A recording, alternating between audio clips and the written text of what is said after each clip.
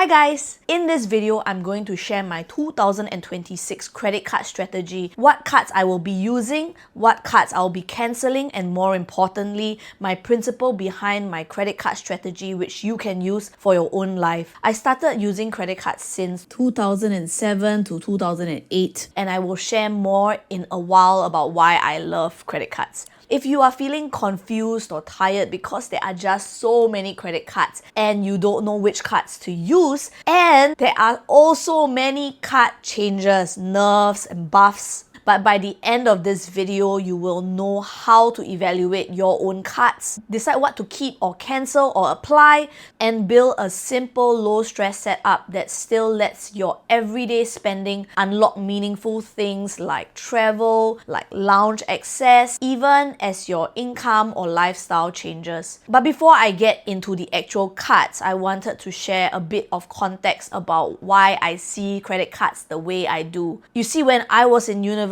I watched my friends go on exchange programs, graduation trips. I didn't have those options because my family was low to middle income and my dad had passed away from 4th stage spleen cancer when I was 21, and he didn't go through chemotherapy simply because we couldn't afford it. I was envious that my friends could travel because their family had money while I didn't. So I tried to find ways to travel without putting myself in debt, and that's when I discovered miles credit cards. I remember thinking if I could route normal spending like insurance through credit cards, pay everything on time and in full, not get into debt, maybe that spending could turn into a flight ticket one day. Well, it took 5 years with 2 persons spending looping through one credit card and spending within our means to redeem 2 economy return tickets to New York for my mom and I because I wanted to watch Broadway musicals on Broadway. That entire experience of 5 years of miles chasing changed how I saw credit cards. Credit cards helped me turn everyday spending into experiences I could not have afforded or have the budget to spend on, and that's why I love talking about credit cards, to help people who are like me use credit cards wisely to gain access to experiences that they might not have been able to afford otherwise. So here is my guiding principle when I look at any cards as someone who has had so many credit cards over the years. Before we talk about specific cards that I'm using, this is a principle that I use to make my decisions. I want to cover 80% of my regular and predictable spending using cards I already own with as little mental load and pressure to spend as possible. As someone who has used credit cards and benefited from it, my journey has taught me that it is better to build something that I can stick to even when my life gets busy.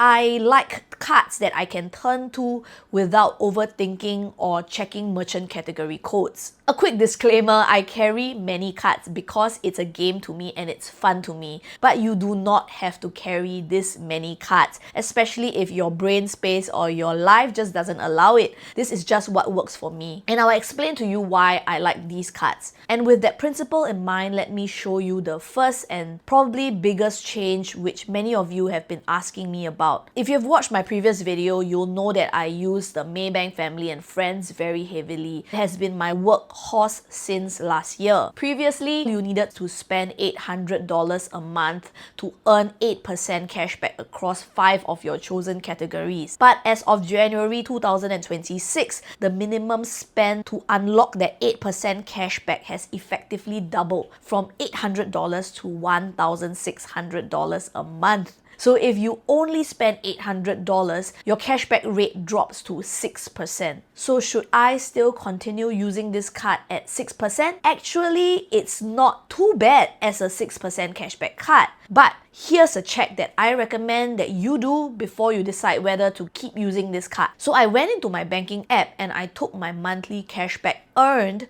and divided by my total spending for the month. And here's what I realized. Even before the nerf, when the headline rate was 8%, my effective cashback was usually only around 6%. And this has been consistent through the past 6 months. And in December, because there were a lot of Christmas parties and get-togethers and I was kind of busy, so it was around 5.5%. So I asked myself, if I was already earning around 6% before when the promised cashback rate was 8%, then what can I expect from my spending behavioral trend? I definitely can't afford to track to the T, that's for sure, so that's why I lose about 2% every month. So if the promised cashback rate is around 6%, I think it's safe to say that I will likely earn at around 4% cashback rate.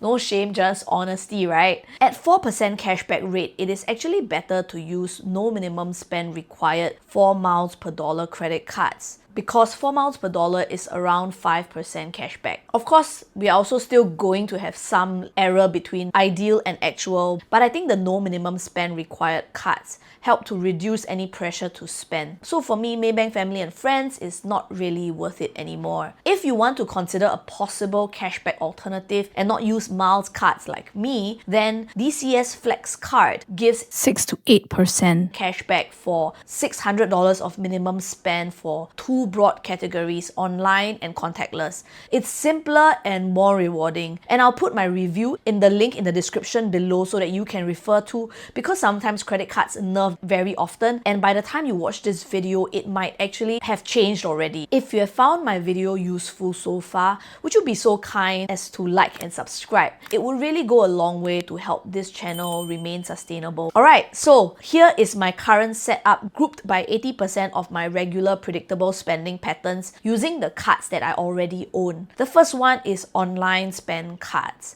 This is my absolute favorite since the start. City Rewards that gives 4 miles per dollar on your first $1,000 of online spending and selected retail spending. This is perfect when your online merchant categories are unclear, and you can even use it at restaurants that ask you to pay via their online ordering system. As long as you don't pay via Google or Apple Pay or mobile contactless, but key in the credit card details directly, you are fine. Because mobile contactless transactions that are processed through Google and Apple Pay or Samsung Pay do not earn 4 miles per dollar. I also avoid using this card for travel related spend like flights, hotels, Airbnbs, car rentals, because they are also excluded. Why I love this card is because it is an easy decision with a broad-based coverage of categories. sis, got selected retail spending, you never talk about that.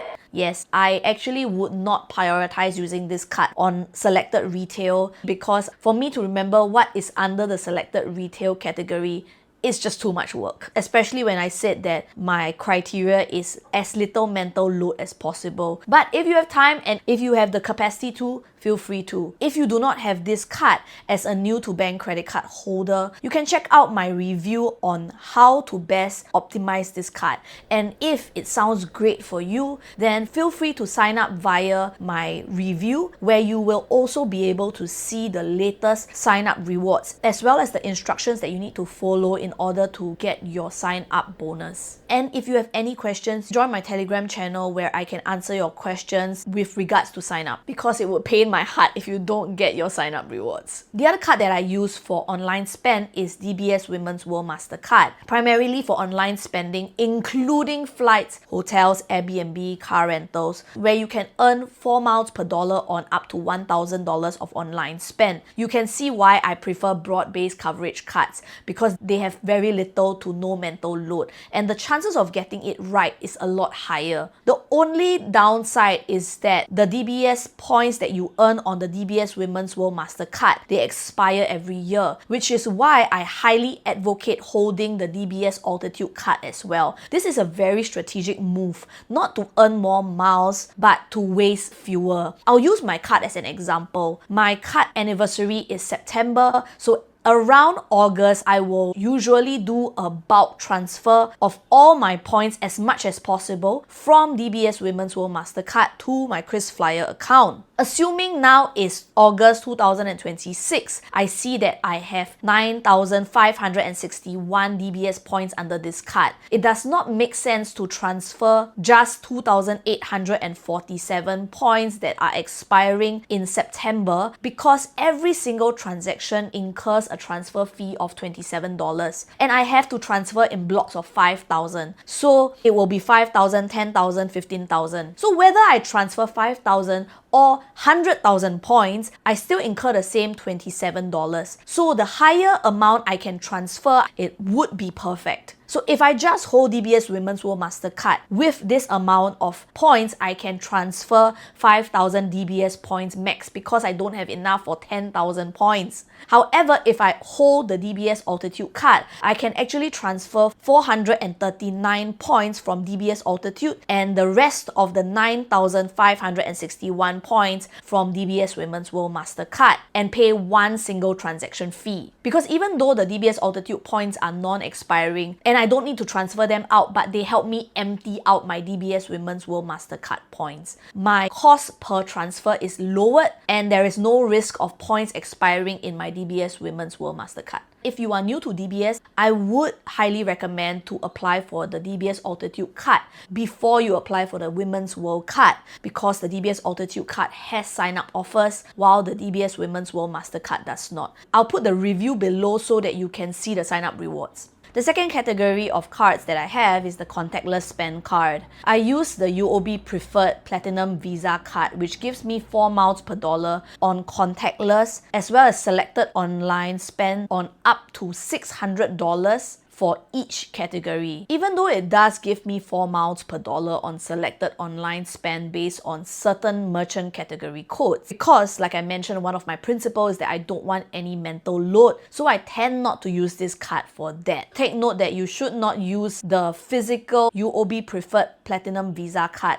Instead, add it to your phone's mobile payment method like Google Pay or Apple Pay. This is one of the cards that I can go to if I need to use for bus or MRT rides. I know $600 of spend cap is actually really little. So there are other workarounds if you tend to spend a lot on contactless spending and you know that you will blow this budget. So example, if you are paying in a store or restaurant, you can actually check the counter if there are payment methods like shop back. So instead of contactless spend, you can actually use shop back and divert the spending away to the previously mentioned 4 miles per dollar online spend cards like Citi Rewards or DBS Women's World Mastercard. The third one is specific regular spend cards. I use the UOB Ladies Solitaire card to give me 4 miles per dollar on 2 of my chosen category on up to $750 of spending for each category per month. So example, for Q1 2026, I have chosen dining and entertainment. I will keep dining fixed and I will change the other category by quarter depending on my spending requirements. So to ease my mental load, I actually keep a note on my phone of the categories that I've chosen. If I forget, I can always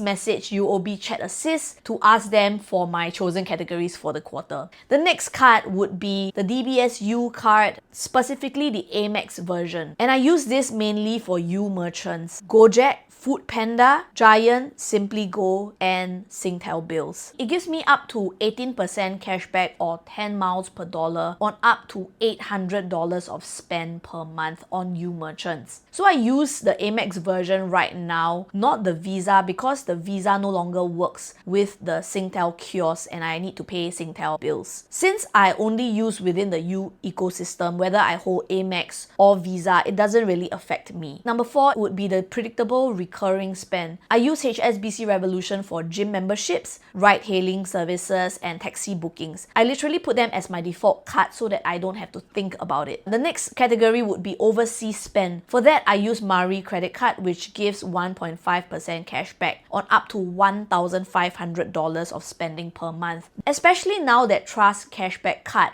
has reduced their overseas cashback rate from an unlimited 1% to 0.5%. So most of us are really jumping ship to Marie credit card. The cards that I still hold but I don't really use that much would be the City Premier Miles and the UOB PRVI Miles card. I mainly use these cards for free lounge access. I have a video for the best cards that you can use for lounge access over here. And I also use these two cards for CardUp or I Pay My payments, for my insurance or income tax, or things that are typically excluded from earning rewards. However, these have a fee attached to it, and it's only worthwhile if you think of it in terms of buying miles. Because you pay a fee to acquire these miles, they are only really worthwhile if you are redeeming business class flight tickets. And I did explain the math in this video if you want to know. The last card that I have would be the UOB KrisFlyer card. For this, I use it mainly for Singapore Airlines or Scoot tickets when I have maxed out my DBS Women's World Mastercard. So cards that I will be cancelling would be the Maybank Family and Friends card, as well as this card,